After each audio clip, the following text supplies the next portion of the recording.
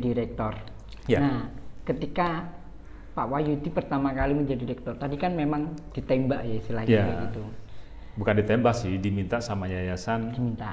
Udah Didaulat. rektornya Pak Wahyudi saja lah gitu, rektor pertamanya ya, karena memang usulan dari awal menyatukan BSI itu memang ide saya dulu. Karena saya bilang ke Pak Herman pada saat itu, owner BSI, Pak, daripada kita mengelola 25 perguruan tinggi, karena pada saat itu BSI memiliki 25 perguruan tinggi. Daripada kita mengelola 25 perguruan tinggi yang terpisah-pisah, kita harus ngurusin 25 pasang pimpinan perguruan tinggi, kan cukup banyak. Kemudian ada kewajiban harus mengakreditasi 25 perguruan tinggi, apa ya nggak sebaiknya kita satukan saja. Saya bilang begitu sama Pak Herman pada saat itu. Kebetulan pemerintah di tahun 2017 ada program, namanya adalah program pengurangan jumlah perguruan tinggi yang ada di Indonesia. Targetnya 1000 pada saat itu. Nah, saya coba perdalam itu kebijakan itu seperti apa, saya perdalam, saya pelajari, saya ikuti perkembangannya, akhirnya saya sampaikan itu ke Yayasan BSI, pengurus Yayasan BSI, kemudian beberapa pengurus Yayasan BSI itu saya minta hadir deh di acara-acara yang diselenggarakan oleh Kopertis pada saat itu atau yang diadakan oleh Dikti dalam rangka sosialisasi program penyatuan perguruan tinggi. Nah, setuju, kemudian saya undang salah satu narasumber dari kementerian untuk menyampaikan ke Yayasan BSI programnya seperti apa sih gitu. Akhirnya Yayasan BSI memutuskan tertarik untuk disatukan. Cuma pertanyaannya pada saat itu gini, karena BSI yang digabungkan itu adalah 21, 18 perguruan tingginya itu adalah akademi, satunya sekolah tinggi, kemudian satunya universitas, duanya sekolah tinggi dan satunya universitas, jadi total 21 perguruan tinggi yang selebihnya nggak kita gabung, hanya yang 21 yang kita gabung. Termasuk STIMIK Nusa Mandiri tidak digabung, yang sekarang menjadi Universitas Nusa Mandiri. Akhirnya pertanyaannya pada saat itu gini, Pak Herman, ke saya, Pak Wahyudi, kalau digabung jadi akademi kayaknya susah. Akademi apa? Kan akademinya macam-macam. Karena BSI pada saat itu punya akademi komputer, akademi bahasa, akademi komunikasi, akademi manajemen keuangan, akademi sekretaris, akademi perhotelan. Ini kalau mau dijadi satu akademinya akademi apa? Kok gado-gado? Kemudian dijadikan politeknik nggak bagus. Saya akan mau kalau digabung tapi jadi universitas, bisa nggak Pak Wahyudi? Gitu. Pertanyaan Pak Herman seperti itu. Akhirnya saya konsultasi ke Dikti, ke Kopertis, bisa kalau mau dijadikan universitas bisa. Yang penting syaratnya adalah ketika digabung jadi universitas itu harus memiliki 10 program studi.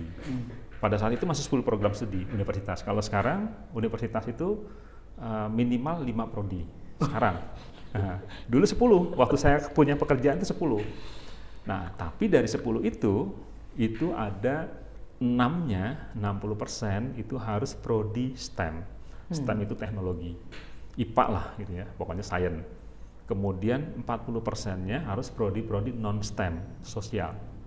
Kemudian saya mulai berhitung, wah, saya menggabungkan pada saat itu yang S1 ya, ada Sekolah Tinggi Bahasa Asing Nusa Mandiri, punya prodi 1 sastra Inggris. Kemudian ada STIMIK Nusa Mandiri yang di Sukabumi yang dulu saya sebagai ketuanya. Itu 2 program studi, sistem informasi dengan teknik informatika. Baru digabungin ada 3. Kemudian saya ngegabungin universitas yang ada di Medan, namanya Universitas Sisingamangaraja 12 yang ada di Medan. Prodinya yang kita ambil cuma ada 2, teknik elektro dan teknik industri.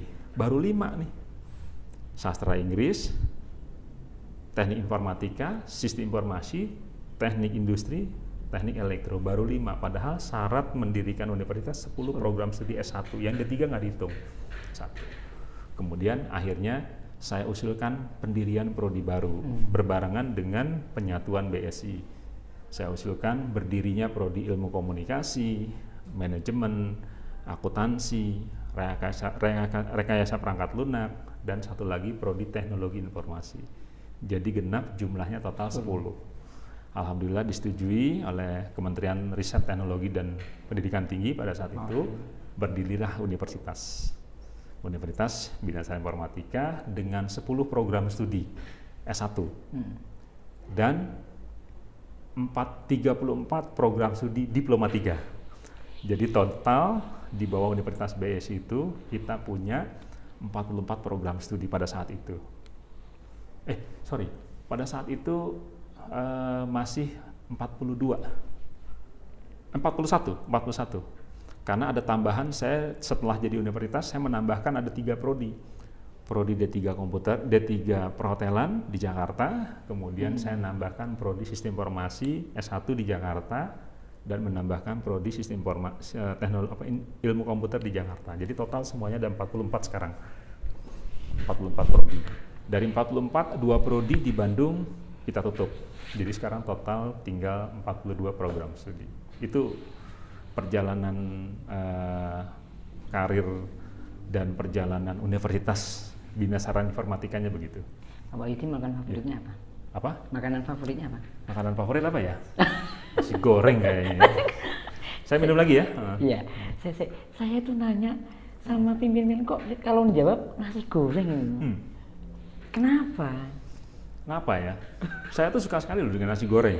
Kan gini Pak, nasi goreng itu makanan yang cepat dan mudah didapatkan di mana-mana. Ya. Apa karena itu atau karena memang yang nggak tahu ya, saya tuh favorit aja itu dengan nasi goreng. Karena di kantor kalau menunya nggak cocok, saya suruh staff saya beliin nasi goreng dong.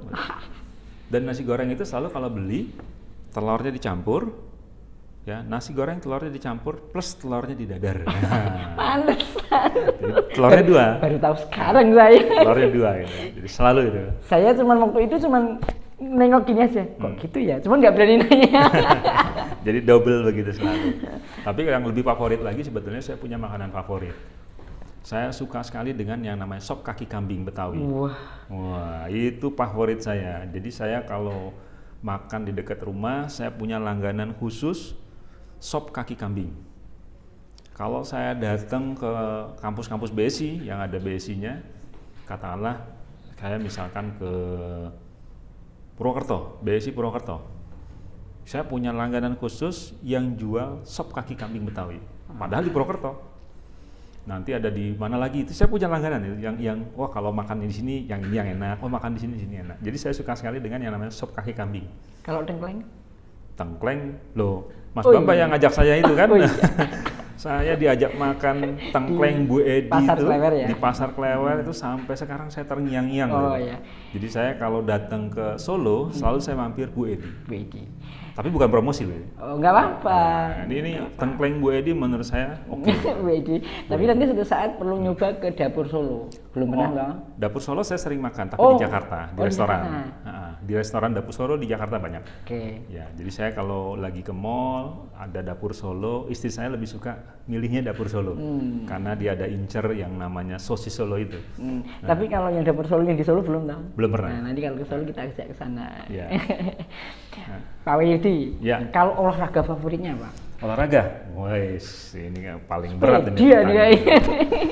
Saya itu dari dulu suka sekali dengan yang namanya badminton. Wow. Jadi saya masih aktif sampai dengan sekarang itu main badminton minimal seminggu 2 kali. Minimal. Jadi saya pemain badminton, biasanya sih main double. Cuma kalau misalkan nggak ada temennya terpaksa main single ya single. Tapi saya masih menyempatkan diri di tengah-tengah kesibukan sebagai mahasiswa yang jadi rektor. Mahasiswa yang jadi rektor atau rektor yang jadi mahasiswa. Saya menyempatkan diri minimal seminggu 2 kali untuk bermain badminton. Gitu. Oke, luar biasa. Pak Wahyudi, ya. PSDKU. PSDKU itu kan model yang di Indonesia nampaknya belum banyak walaupun kesempatan itu ada. Oke. PSDKU gimana? Itu gini. Jadi mungkin salah satu perguruan tinggi yang punya PSDKU itu ini ya, program studi di luar kampus utama. Dulu ada yang salah kaprah itu BSI itu banyak ada di mana-mana itu kelas jauh ya gitu. Wah, saya paling marah itu. Karena saya terus terang. Sampai sekarang masih ada yang ngomong kayak gitu. Iya, makanya saya bilang saya paling marah. Kenapa? Kalau ada yang bicara seperti itu pasti saya luruskan karena saya paling tidak mau BSI itu bermasalah dari sisi legalitas. Jadi saya menjaga itu. Nah, jadi yang namanya PSDKU itu adalah program studi di luar kampus utama. Artinya apa? Gini. Kampus utamanya kalau BSI itu adanya di Jakarta, Tangerang, Bekasi. Kenapa itu disebut dengan kampus utama? Karena gini, ceritanya ya, dulu BSI itu di kampus utama, kita punya AMIK BSI Jakarta, punya ABA BSI Jakarta, AKOM BSI Jakarta, ASM BSI Jakarta. Kemudian di Tangerang, kami punya AMIK BSI Tangerang, di Bekasi punya AMIK BSI Bekasi, di Bogor kami punya AMIK BSI Bogor, di Karawang punya AMIK BSI Karawang.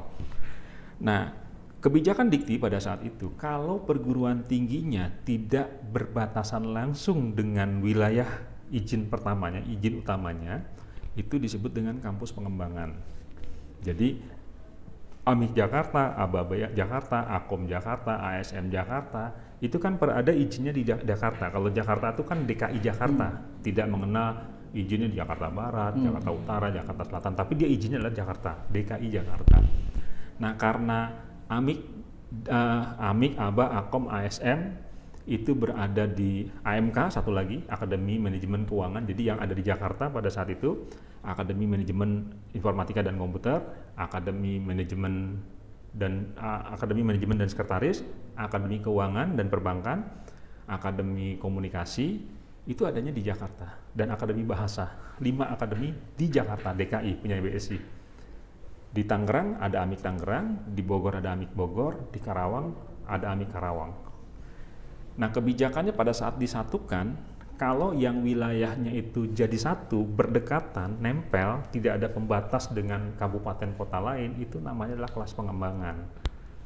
Nah, kalau dia harus dibatasi dengan kabupaten atau kota lain seperti DKI Jakarta, kan dibatasi dengan Depok dulu, baru Bogor. Makanya AMIK BSI Bogor itu tidak bisa disebut kampus utama. Jadinya PSDKU. Nah, dia PSDKU karena ada yang membatasi dulu kabupaten, kota. Kabupaten atau kota, ini kan ada kota Depok. Kalau misalnya Depok itu ada kampus kita, ya. Tapi kan kalau Depok itu masuknya itu adalah Jakarta. Oke. Kalau BSI yang di Depok itu masuknya ke Jakarta, bukannya ke Depok. Jakarta. Kalau Bogor sama Bogor masuknya ke Bogor sendiri, PSDKU. Ada pemisahnya mana? Pemisahnya kan kalau Bogor sama Jakarta itu dipisahkan oleh Depok dulu.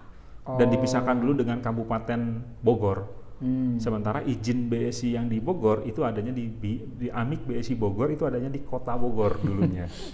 Nah, makanya di pengertian PSDKU itu adalah program studi yang dimiliki oleh sebuah perguruan tinggi yang berada di luar wilayah kabupaten kota izin setempat.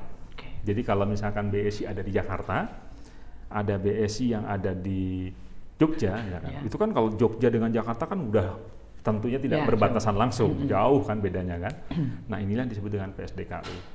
Program studi di luar kampus utama. Jadi izin perguruan tingginya ada di Jakarta, tapi kita punya program studi yang sama di Jogja, di Surakarta atau Solo, di Pontianak, di Tegal, di Purwokerto atau Banyumas, di Tegal, di Tasikmalaya, di Sukabumi, di Bandung, dan paling jauh di Pontianak. Nah, itulah yang disebut dengan PSDKU, program studi di luar kampus utama. Kampus utamanya BSI ada di Jakarta, gedung rektoratnya di Jakarta, tapi yang disebut dengan kampus utama BSI itu tadi sebenarnya Jakarta. Cuma kan Tangerang masuk Jakarta, dilebur ke Jakarta, Bekasi dilebur ke Jakarta. Jadi nggak ada PSDKU Kota Tangerang, nggak ada kalau BSI. PSDKU Kota Bekasi nggak ada. Adanya BSI Jakarta. Karena BSI Jakarta dan Tangerang dan Bekasi itu melebur jadi satu. Nah, jadi kampus utamanya bisa kita sebut di Jakarta. Gedung rektoratnya adanya di Jakarta Pusat. Nah, jadi yang namanya PSDKU itu adalah program studi yang ada di kampus utama ini, ada juga di kampus, contohnya di Jogja.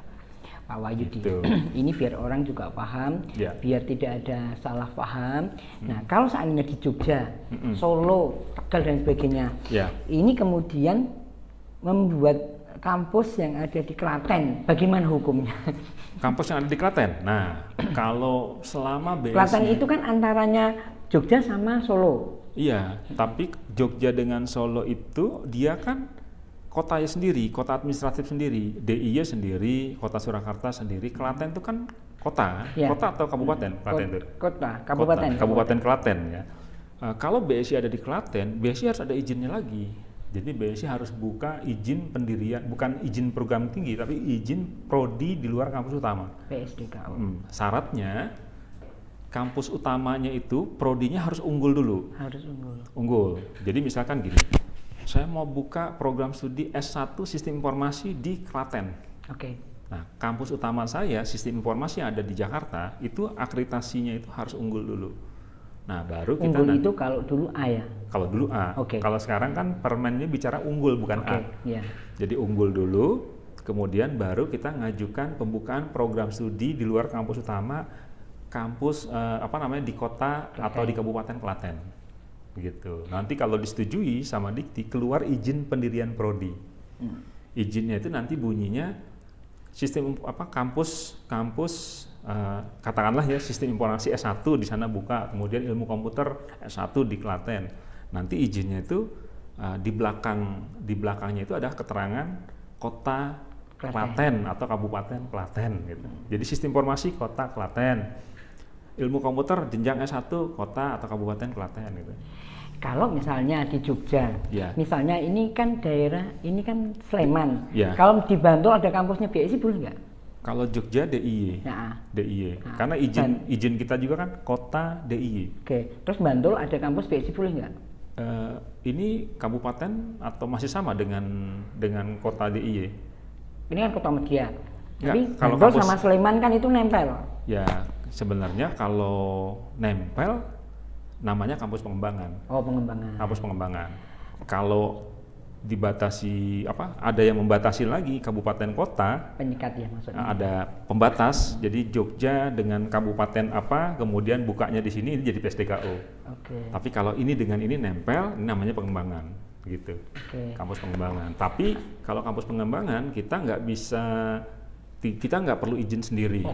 Nggak perlu harus ngajukan izin khusus ke Dikti untuk mendapatkan kampus pengembangan. Tapi kalau kampus pengembangan itu cukup dengan mendapatkan rekomendasi dari LL Dikti setempat untuk membuka kampus pengembangan. Tapi syaratnya, syaratnya sarana dan prasarana yang ada di kampus pengembangan ini harus sama dengan sarana prasarana di kampus utamanya, seperti itu.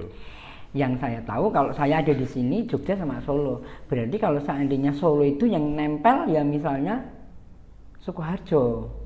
Itu nempel sama Solo, itu gimana kondisinya? Jatuhnya kampus pengembangan. Itu berarti tidak perlu izin. Harusnya tidak perlu izin. Jadi kalau kampus yang berdiri sendiri di Solo nih misalkan ada kampus X di Solo, dia buka kampus pengembangan di salah satu kota atau kabupaten yang nempel dengan Solo, dengan Surakarta ya, kota Surakarta ini nempel katakanlah kabupaten X, dia nempel memang secara geografis nempel. Nah, perguruan tinggi yang ada di sini kalau membuka di sini di yang tempat nempelnya itu namanya adalah kampus pengembangan. Nah, dia harus izinnya meminta rekomendasi dari LL Dikti wilayah 6. Kan masuk Jawa Tengah kan? 6. Itu rekomendasi, cuma saya belum pernah ada kasus untuk PSDKU. Karena memang PSDKU ini kan masih swasta pertama yang punya PSDKU BSI, baru BSI. Kadang di kementerian juga untuk penanganan role model perguruan tinggi yang punya PSDKU di tahun 2018 dulu masih bingung. BSI baru punya kasus pertama kali kan.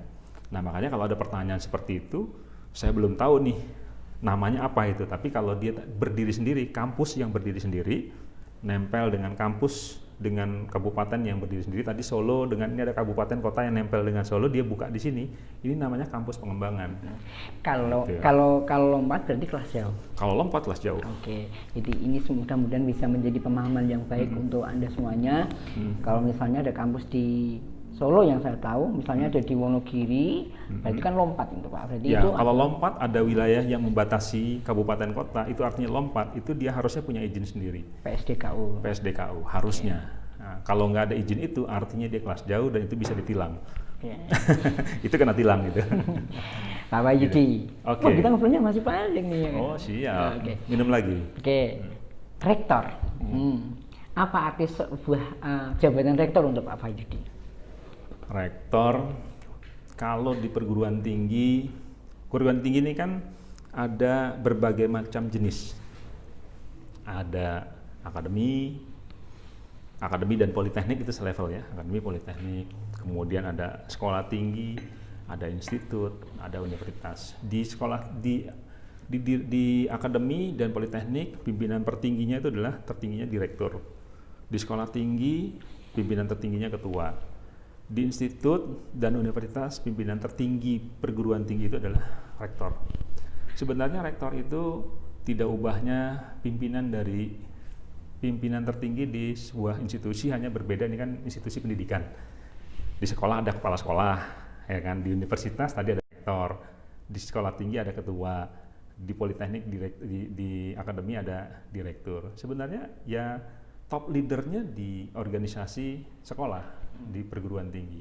Jadi sebenarnya kalau dibilang istimewa atau enggak ya, kalau buat saya sih sebetulnya sama ya, hampir sama. Hanya memang karena saya jadi rektor di perguruan tinggi yang cukup besar, student body mahasiswa kita kan cukup besar, ya kan. Mahasiswa BSI itu saat ini yang aktif kurang lebih sekitar 28.000. 28.000. Mahasiswanya. Dan itu adalah mahasiswa terbanyak se-Indonesia. Siapa yang perguruan tingginya mana yang mau lebih tinggi, nanti silahkan komen di bawah.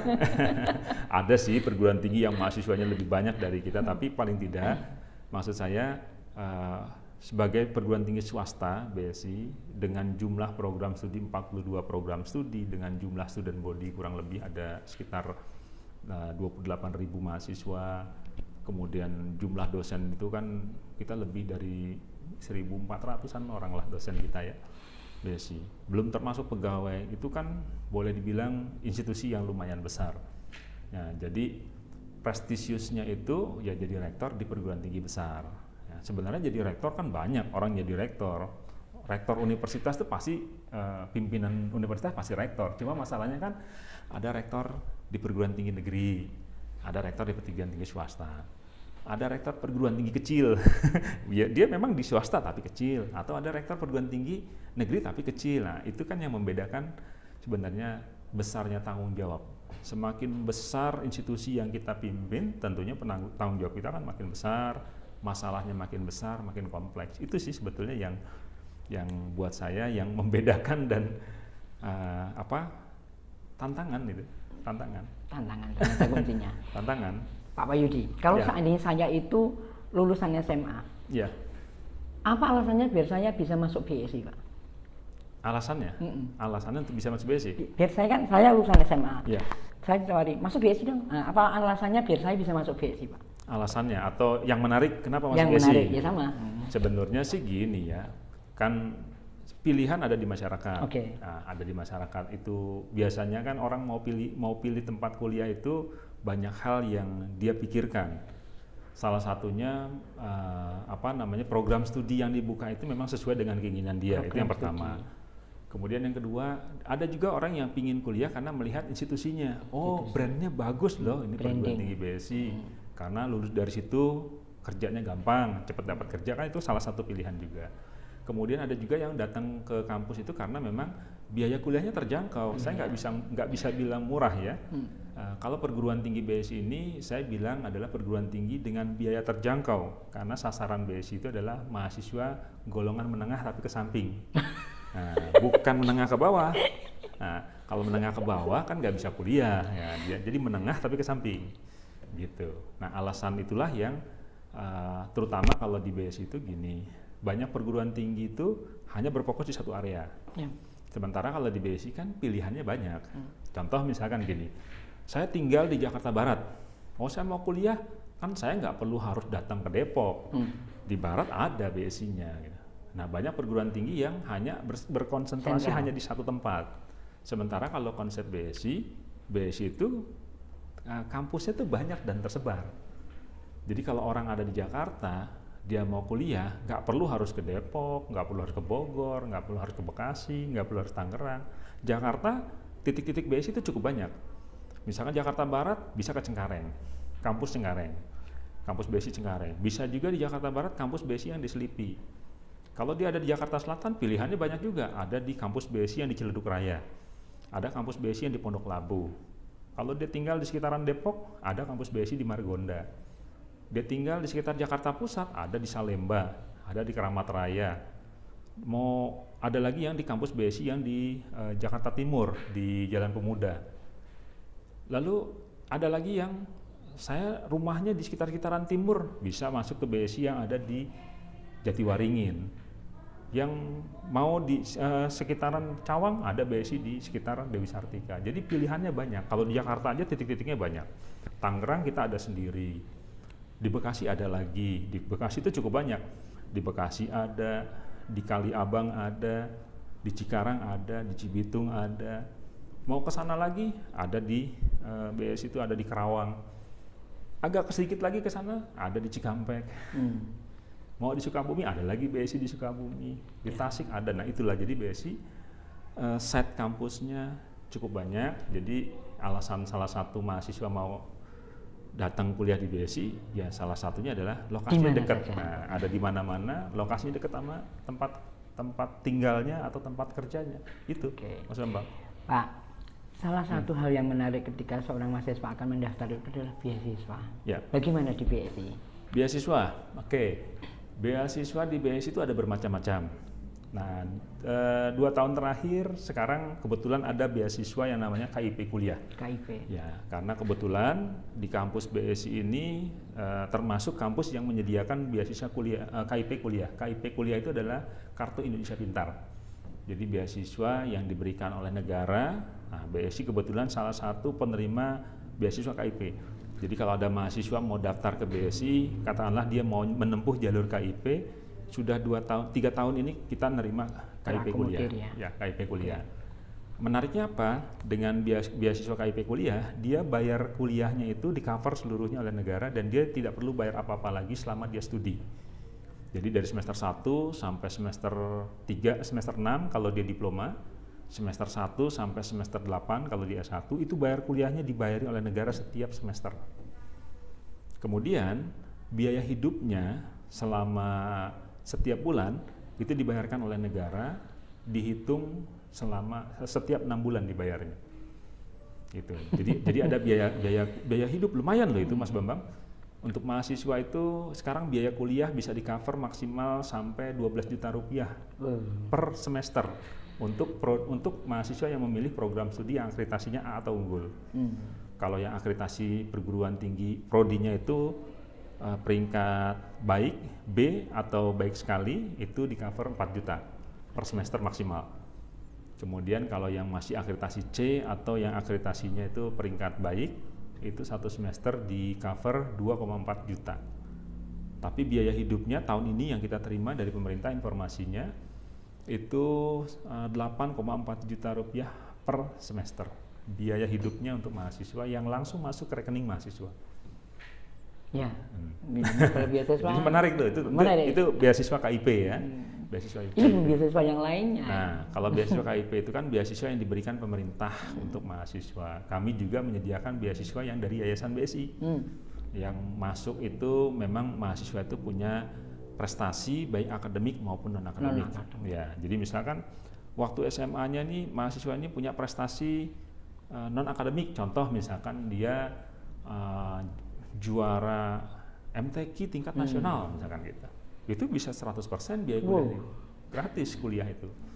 Kemudian dia misalkan seorang atlet tingkat nasional atau minimal tingkat provinsi. Jadi kita punya komposisi biaya kuliah. Kalau atletnya tingkat provinsi itu maksimal 50%, kalau tingkat nasional itu 100%. Jadi minimal nasional, kalau sampai ke internasional ya sama 100% juga biaya kuliahnya. Itu yang dari beasiswa pemerintah, beasiswa dari yayasan gitu. Baik akademik maupun non akademik ya tadi ya. Jadi ternyata kalau Anda pengen kuliah dengan pengen mengandalkan beasiswa itu berlimpah di BSI. Ya. Sekarang masalah akreditasi. Akreditasi, oke. Akreditasi apa? Program studi ya? Iya, program studi. Dan institusi tentunya. Ya, alhamdulillah di hampir seluruh, sekarang bukan hampir seluruh program studi yang ada di BSI saat ini sudah terakreditasi semua. Sudah terakreditasi semua, baik akreditasi program studinya maupun akreditasi institusi.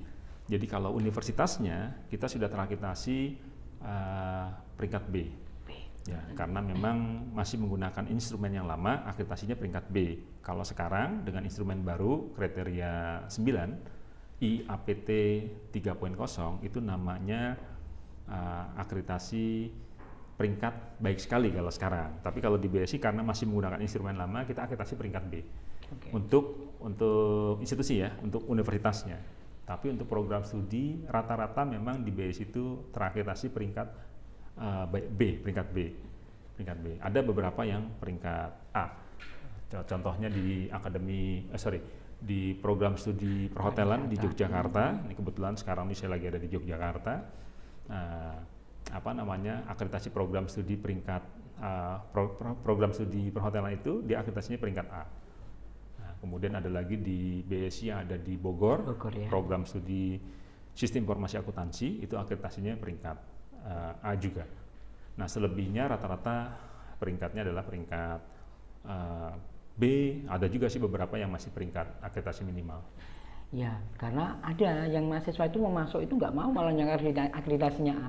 Dan ada sebuah kampus itu mau dikasih akreditasi A malah nggak mau. Ternyata begitu akreditasinya makin tinggi, biaya juga makin tinggi, mahasiswanya yang masuk juga kecil. Gitu. Oh gitu. Nah, sekarang masalah kegiatan kemahasiswaan, Pak. Ya. Di BSI tentunya kan juga mengcover nih mahasiswa yang punya hobi, yang punya minat, bakat dan sebagainya. Kira-kira bagaimana? Baik, di BSI ini juga kita punya yang disebut dengan UKM ya, UKM, unit kegiatan kemahasiswaan. Unit kegiatan mahasiswa ya mulai kita juga punya ada wadah yang namanya MPM, Majelis Permusyawaratan Mahasiswa, ada yang namanya BEM, Badan Eksekutif Mahasiswa, ada yang namanya Himpunan Mahasiswa Program Studi, HIMA, ada yang namanya UKM. UKM itu juga cukup variatif, sih mulai dari sepak bola ada, kemudian pecinta alam ada, musik ada, badminton ada,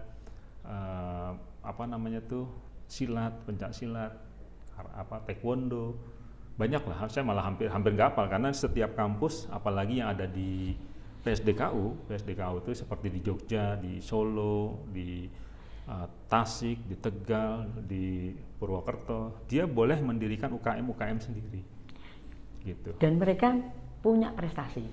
Prestasinya macam-macam. Bahkan kalau yang kemarin di PON atlet kita itu ada yang juara medali emas atau apa gitu ya di bidang silat. Bahkan kalau yang silat tahun lalu waktu SEA Games ada yang sampai medali emas juga. Mahasiswa BSI. Jadi ya memang macam-macam lah variasi. Yang penting prinsipnya kalau di BSI itu UKM itu dibentuk sesuai dengan minat dan bakat mahasiswa. Mereka bisa mengusulkan ada UKM ini gitu kan, ada UKM ini. Nanti kita tinjau keberadaan UKM itu, kalau memang sudah layak berdiri kita dirikan itu. Jadi ketika Anda masuk menjadi mahasiswa BSI itu tidak perlu khawatir ketika misalnya punya bakat apa, insya Allah tersalurkan gitu loh. Ya, dan itu tadi yang penting Pak, ada prestasinya yang diandalkan. Jadi kalau saya memang lebih meminta ke mahasiswa bukan hanya kegiatan ini bukan hanya sekedar untuk untuk ngabisin uang gitu. Jangan hanya untuk kepuasan kegiatan hanya menghabiskan uang, tapi memang kegiatan ini harus punya prestasi dan saya semacam bikin kontrak ke UKM itu. Oke, saya dirikan UKM, tapi Anda nggak punya prestasi, saya tutup lagi. Gitu. Jadi saya tantang, silakan kalau memang bagus, punya prestasi, kita akan dukung. Tapi kalau sekedar hanya ada UKM, apalagi cuma sekedar foya-foya, mohon maaf, nggak ada prestasi, kita tutup UKM-nya. Jadi saya kasih tantangan ke mahasiswa untuk bertanggung jawab. Nah, supaya dia silakan bergabung di organisasi, tapi dia juga punya tanggung jawab di organisasi ini harus punya kontribusinya terhadap lembaga. Nah, jadi yang main ke situ misalkan UKM sepak bola, ya harus punya prestasi. UKM volley, dia harus punya prestasi. Jangan cuma ada sekedar latihan, tapi nggak ada prestasi. Mau ngapain gitu? Gitu, Mas Bambang. Siap. Nah, selanjutnya adalah karir center. Tentunya ketika orang berpikir kuliah itu kan nantinya kan kerja. Gitu. Ya. Bagaimana di BSI, Pak? Sebenarnya orang yang kuliah itu nggak mesti kerja pikirannya. Ini penting ini. Nah, ya. Jadi banyak orang yang kadang-kadang memang sekolah kuliah itu buat status sosial gitu ya, atau saya memang cuma mau nyari relasi gitu kan, saya mau bentuk relasi, saya ingin belajar, tapi belum tentu tujuannya adalah kerja. Makanya dengan kondisi itu kita coba membuat, ya kita fasilitasi orang yang mau masuk BSI, ujungnya nanti keluar mau cari kerja, kita punya wadah namanya BSI Career Center. Dia nanti yang bikin program, bahkan sampai lulus tuh nanti kita punya program yang namanya BSI Career, BSI Expo ya. Jadi dia lulus, dia wisuda dari BSI, kita kerjasama dengan perusahaan-perusahaan yang bekerja sama dengan BSI, kemudian kita buka pameran bursa kerja. Jadi mahasiswa yang lulus atau yang sudah bekerja mau apply lagi baru di situ silakan. Itu untuk yang mau kerja. Tapi untuk mahasiswa yang tadi itu, wah saya nggak mau jadi pekerja lah, saya pinginnya punya usaha, saya pingin jadi entrepreneur. Nah kami fasilitasi di dalam BSI ada yang namanya BSI Career Center, bahkan sekarang kita lengkapi dengan inkubator bisnis. Nah jadi si mahasiswa ini nanti di Career Center itu, di BSI Entrepreneur Center itu punya satu program yang namanya jadi pengusaha sebelum wisuda. Nah, cuma memang jadi entrepreneur ini kan nggak mudah ya. Jadi entrepreneur dari mahasiswa yang masuk 1% aja jadi entrepreneur itu bagus sekali gitu kan. Jadi memang nggak gampang. Tapi yang passionnya ke situ banyak, ada juga. Dan kita coba memfasilitasi mahasiswa yang memang punya passion mau jadi entrepreneur, silakan gabung, join. Kurikulum di BSI memang kita set seluruhnya harus diberikan bekal untuk entrepreneur. Karena supaya kalau dia memang mau niat kerja, silakan kerja. Kalau memang dia mau jadi pengusaha, silakan nanti dia sudah punya bekal. Dan kalau dia tertarik lagi gabung di BSI Entrepreneur Center, masuk di inkubator center, bahkan nanti kalau dia punya usaha, usahanya bisa didampingi, di coaching lewat BSI Inkubator Center itu. IC BSI kita nyebutnya di BSI. Gitu Mas Bambang. Nah kemudian Pak, tentu BSI tidak bisa sendirian Pak. Tentu ada punya mitra, punya kolega.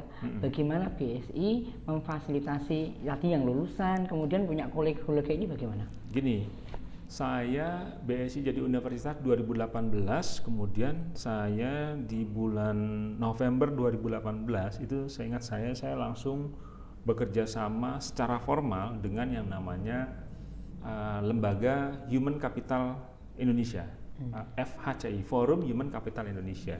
Siapa dia?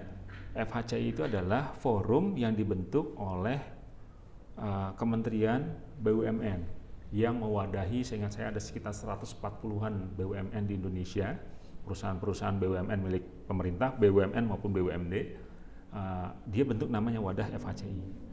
Nah, FHCI ini bekerja sama, kebetulan di tahun 2018 itu hanya kurang lebih 100 perguruan tinggi se-Indonesia dari jadi kecil ya?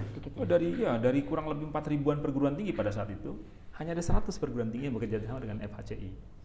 Nah, dengan bekerja sama dengan FHCI, kami nanti bekerja sama dengan MOU gedenya, payung hukumnya itu lewat FHCI. Tapi nanti secara universitas dengan government, dengan perusahaan misalkan BUMN seperti Bank Mandiri, seperti Telkom, Garuda Indonesia, Kimia Farma, Baruri, itu kita kerjasama. BSI ini sekarang sudah mengimplementasi lebih dari 40-an BUMN yang sudah bekerja sama, tadinya kita diikat oleh payung FHCI. Nah, disitulah mitra kita, salah satu. Untuk apa kerjasamanya? Salah satunya adalah untuk magang industri. Nah, magang. Jadi sekarang kan ada kurikulum Merdeka Belajar Kampus Merdeka. Pas Menteri kan bilang kuliah itu boleh 2 semester beraktivitas di luar perguruan tinggi. 2 semester di luar perguruan tinggi, 1 semester di prodi yang berbeda. Jadi kalau mahasiswa S1 sarjana kan belajar 8 semester. 2 semester tuh boleh beraktivitas di luar perguruan tinggi. Artinya di luar kampus. Bentuknya macam-macam. Ada 8 kegiatan. 8 kegiatan yang bisa diikuti mahasiswa. Salah satunya magang industri. Magang industri, jadi peneliti, membangun desa, mengajar di sekolah. Kemudian ada program bahkan sekarang masuk bela negara ya, bela negara masuk di dalamnya.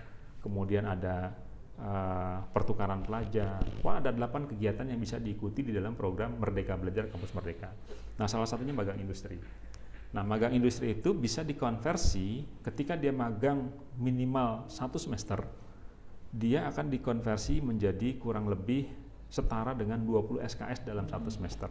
Sama dengan kuliah jadi ya? Kuliah, tapi orangnya magang, langsung praktek di industri. Nah, kami kerjasama tuh dengan FHCI, kemudian diimplementasi ke Bank Mandiri, ke BUMN seperti Garuda Indonesia, Telkom, Indosat, Kimia Farma, Jasa Marga, kemudian Peruri, pokoknya BUMN besar yang kerjasama masuk program magang bersertifikat. Jadi kami mengirim mahasiswanya ke daftar FHCI itu, kemudian nanti perusahaan-perusahaan yang butuh ngambil mahasiswa itu.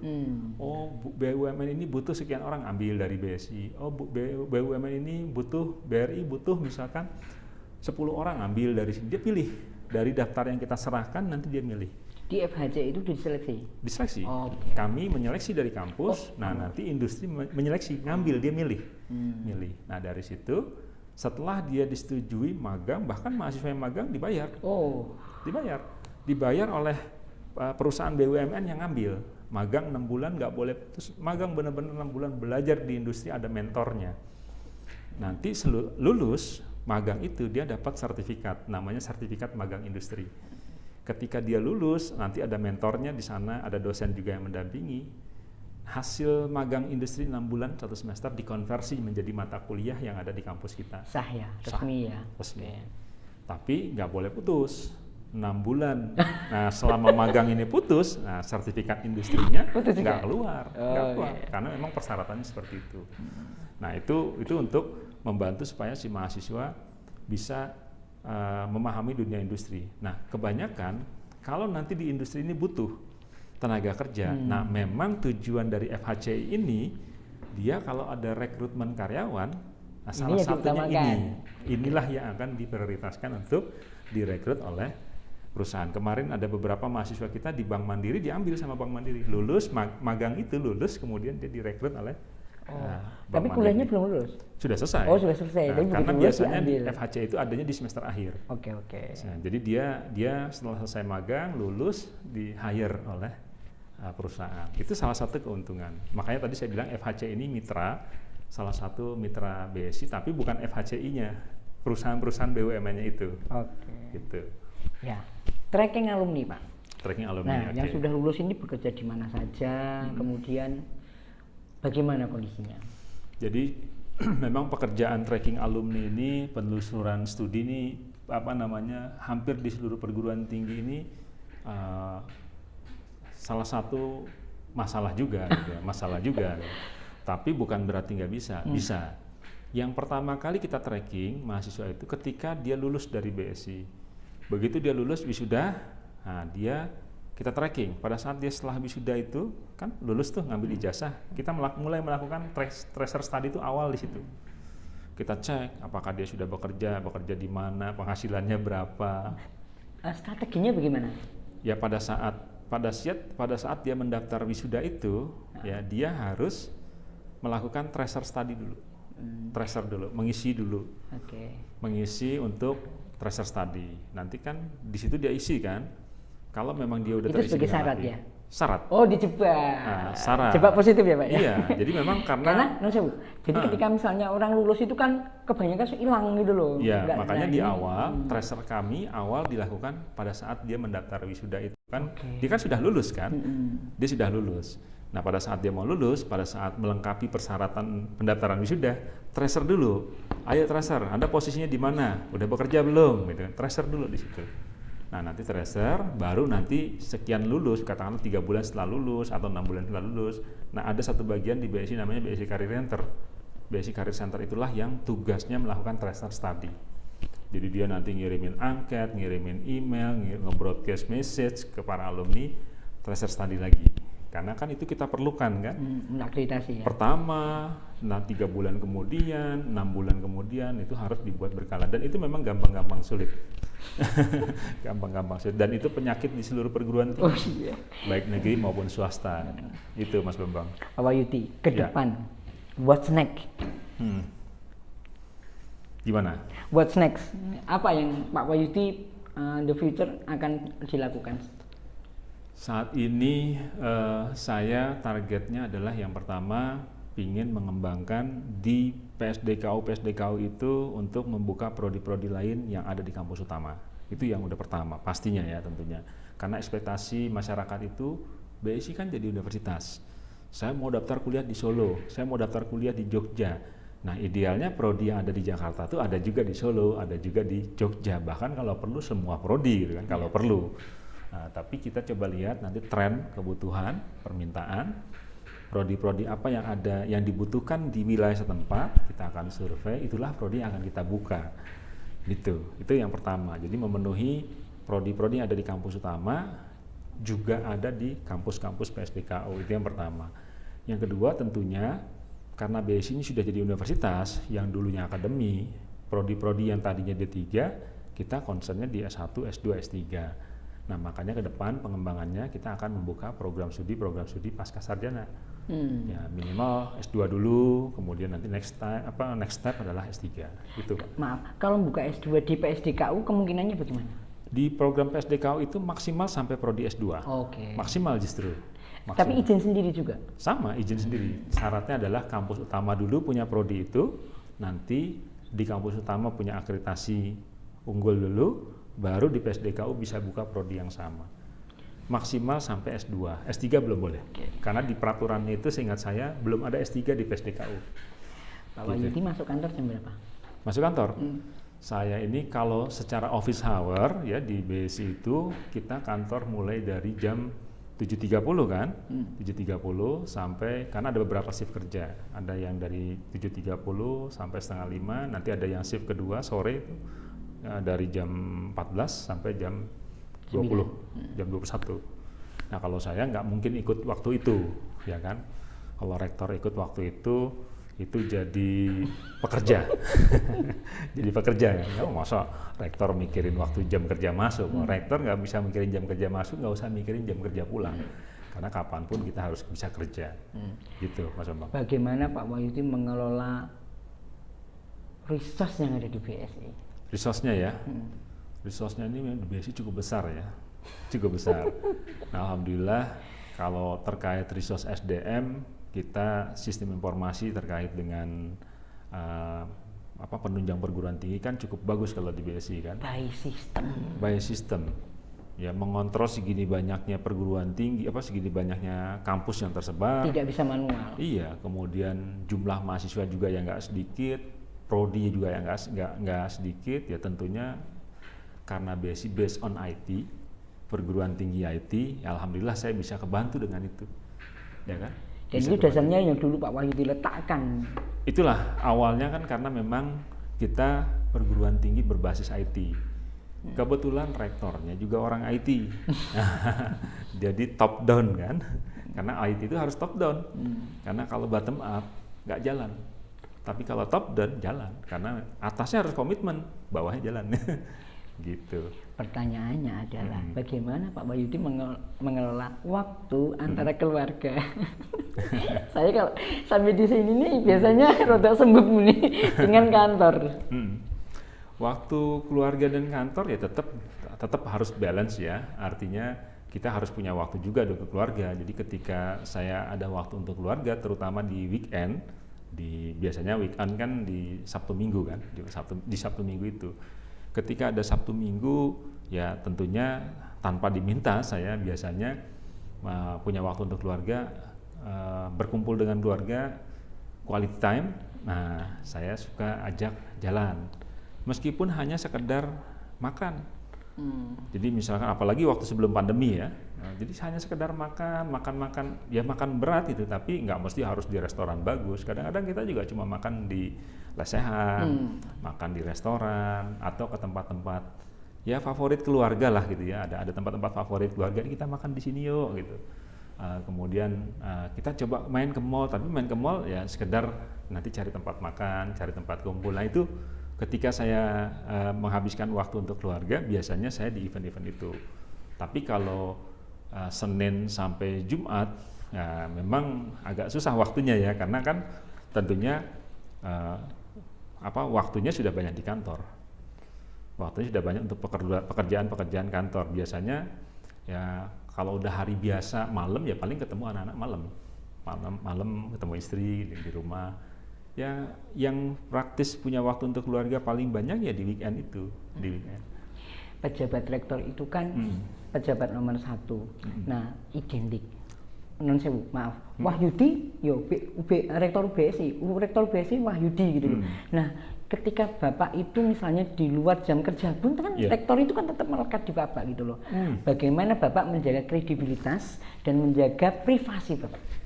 Sebenarnya kalau saya rektor tuh di kampus. Nah, kalau di kampus memang saya rektor, tapi kalau di rumah saya bukan rektor. Tapi kan melekat, Pak. Memang melekat. Di keseharian saya orang menyebut saya Pak Rektor, sebenarnya saya malah risih. Saya rektor itu di kampus. Saya memakai gelar akademik saya pun di kampus. Di luar ketika saya berhubungan dengan teman-teman, berada di masyarakat, Wahyudi warga gitu. Jadi misalkan saya warga perumahan ya warga perumahan. Saya harus hormat sama RW saya harus hormat sama RT saya karena saya tidak pernah bawa status sosial saya di lingkungan. Itu Mas Bambang. Jadi kadang-kadang kalau ketemu saya di luar, ya mungkin jangan dibayangkan nanti wah rektor itu yang namanya rektor masuk ke kantor pakai jas, pakai dasi, tasnya pun dibawain sama ajudan atau sama enggak. Saya enggak model yang seperti itu. Justru saya yang santai, datang ke kampus dengan ya seperti baju seperti ini saya santai gitu kan. Saya kadang pakai jeans ke kantor, pakai ini rektor, ini tasnya rektor ini itu. Nah, tasnya rektor ini backpack dan saya suka sekali dengan menggunakan seperti ini. Gitu. Nah, bukan pakai yang tas ini. Bukan ya, pakai tas yang apa tuh? Saya malah belum pernah. Ya, kadang-kadang suka sih pakai tas-tas seperti itu, tapi saya lebih suka saya lebih suka berpakaian casual aja. Baju seperti ini saya pakai. Saya lebih suka pakai baju kotak-kotak. Oke. Tapi bukan yang merah-merah, takut saya dikira orang partai nih. Saya mau ngomong tapi udah dijawab sendiri. Nah, kalau kotak-kotaknya merah-merah nanti saya dikira orang partai. Ya. Saya non partai, saya tidak berafiliasi di satu partai manapun. Jadi saya suka yang sederhana, yang orang ngelihat rektor BSI bukan yang tua banget gitu ya, yang jadul banget, yang konvensional banget. Tapi saya ya yang santai aja. Jadi rektor tuh hanya di kampus kok, saya bilang gitu. Di luar kampus saya masyarakat biasa. Jadi kadang-kadang kalau ketemu teman, ketemu misalkan saya jadi di luar itu, saya hanya pakai kaos, pakai jeans, ya pakai sepatu sneaker. Ya itulah rektor BSI. Rektor BSI yang sesungguhnya seperti itu. Jadi nggak saya tutupin keseharian saya di luar. Kemudian saya harus jaim, mau karena rektor harus begini, enggak. Ketika nanti suatu saat misalkan Mas Bambang ketemu dan kita pernah makan loh di pinggir jalan. Kita makan di pinggir jalan, tadi saya ceritakan di Bu Edi, ya kan, tengkleng Bu Edi. Mungkin teman-teman kan mungkin nggak nyangka gitu ya, ada rektor nongkrong di makan pinggir jalan. Pasar Klewer itu kan di pinggir jalan kan, kita makan di situ ngantri untuk makan tengkleng Bu Edi dan saya nggak malu, gitu, saya nggak malu dan sering saya lakukan hal-hal seperti itu, makan di pinggir jalan. Kadang-kadang saya keluar dari kantor saya di Keramat Raya di gedung rektorat, malam-malam saya lapar belum makan. Saya berhenti, saya punya tempat makan favorit itu di daerah Keramat Raya. Begitu berhenti, tahu nggak tempat makan favoritnya? Itu kaki lima. Perasaan dulu pernah deh. Nah, jadi itu namanya ya soto kaki Bogor. Soto kaki khas Bogor. Jadi keluar kantor saya, nanti saya berhenti. Kalau saya berhenti orang-orang akan ngeliatin saya tuh. Yang jadi perhatian tuh gini. Mobilnya. Yang jadi perhatian tuh gini. Ini orang nggak salah apa ya makan di sini gitu. Kadang-kadang saya agak nggak risih juga sih, Om. Saya biasa cuek aja. Padahal cuek ya? Cuek aja. Saya keluar meskipun dari mobil, kemudian nanti biasanya ada sopir saya, ya dia nungguin di situ. Saya mau makan dulu, saya bilang gitu. Nanti sopir saya bungkusin dia makan di situ karena dia harus nungguin mobil kan. Nah jadi saya beliin dia nanti buat di mobil, saya makan di situ, makan di kaki lima di meja makan dan itu memang enak gitu. Saya nggak bisa pungkiri itu enak, makanya saya suka dan saya sering sekali ke tempat itu makan. Pakaian nggak saya pikirin tuh saya mau pakaian rapi, pokoknya begini makan aja, gitu. Ya pernah satu hari saya ketemu sama staf saya. Saya lagi makan di situ, staf saya datang. loh kok Bapak makan di sini? Gitu. Emang kenapa? Nah, emang kenapa? Gitu. Enggak, kaget aja Pak. Gitu. Ya udah, dia pesen, saya langsung, sekalian saya bayarin.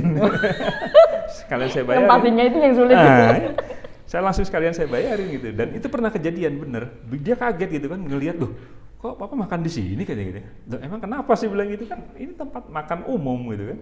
Dan memang saya biasanya suka jadi perhatian. Ketika saya duduk makan di tempat itu, orang-orang pasti melihat saya. Jadi dia temannya nih Pak? Yang melihat tuh karena gini, mobilnya. Saya turun dari mobil, kok makannya di sini gitu kan. Nah, dan saya sih nggak malu orang karena saya suka itu kok gitu. Gitu Mas Bambang, itu cerita nyata itu. Bagaimana arti sebuah keluarga, terutama istri dan anak itu untuk Pak Wahyudi apa? Ya, itu bagian terpenting dari hidup saya. Ya, karena keluarga itu kan yang bisa mensupport saya untuk bisa kuat, bisa menyelesaikan studi, bisa berkarir, bisa berkaya, itu keluarga. Karena keluarga juga, gitu kan, karena doa dari keluarga saya, karena support dari keluarga, saya bisa studi, kemudian bisa menjalankan tugas sebagai rektor, bisa bekerja keras, ya inspirasinya adalah keluarga. Ya mungkin keluarga inspirasinya saya gitu, bolak-balik gitu. Tapi itulah arti penting bagi saya, keluarga itu penting. Ya makanya saya harus menyempatkan waktu ketika memang urusan kantor ini sudah selesai, urusan pekerjaan sudah selesai, ada waktu untuk keluarga, saya menyempatkan diri untuk keluarga. Kadang-kadang saya ada capek nih, misalkan gini Mas Bambang, saya ini capek nih sebetulnya, capek, tapi kebetulan anak saya katakanlah ulang tahun. Atau istri saya ulang tahun, tapi saat itu saya katakanlah baru selesai bekerja dan harus istri saya bilang kita janji sama anak mau makan gitu.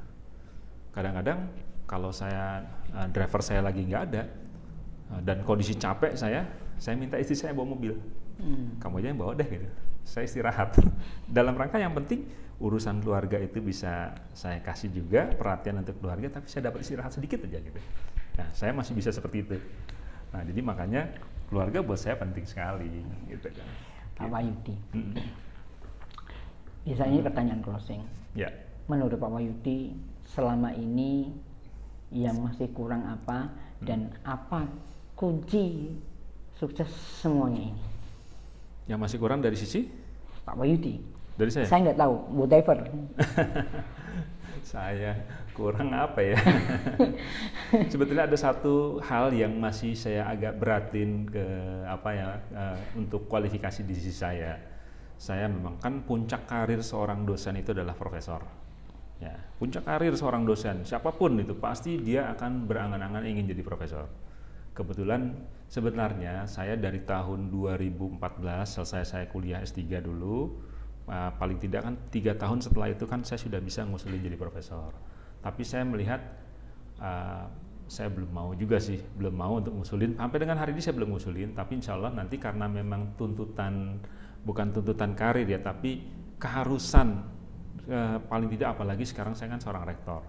Rasanya kayaknya kok kurang pas ya kalau belum profesor. Paling tidak insya Allah nanti setelah saya selesai dari USU, minimal 1 tahun setelah saya lulus dari USU, kemudian saya akan mengajukan guru besar saya di bidang ilmu komputer supaya melengkapi linear sudah, kemudian paling tidak karir dosennya sudah terpenuhi, kemudian ya paling enggak nanti kalau saya tanda tangan ijazah mahasiswa juga lebih bangga karena rektornya itu seorang profesor, paling tidak seperti itu Mas Bambang. Tapi sebenarnya tidak wajib kalau buat saya, yang penting saya ingin menciptakan banyak profesor dari BSI. Jadi kalau ada, makanya saya komit ke teman-teman dosen di BSI, saya bilang gini, kalau Anda semua yang ingin jadi profesor lebih dulu, bahkan saya dorong, meskipun sayanya belum gitu. Saya lebih baik mengantarkan, silakan yang senior dulu jadi profesor, saya nanti aja, yang penting saya bisa mengantarkan Anda semua bisa sampai ke situ. Dan saya selalu motivasi ke staf-staf saya, ke dosen-dosen saya, jadi dosen itu harus S3 dan jadi dosen itu harus profesor. Nah, termasuk Mas Bambang ya. Nah, tadi itu yang terakhir tadi. Iya. Jadi kunci suksesnya apa ini? Kunci suksesnya?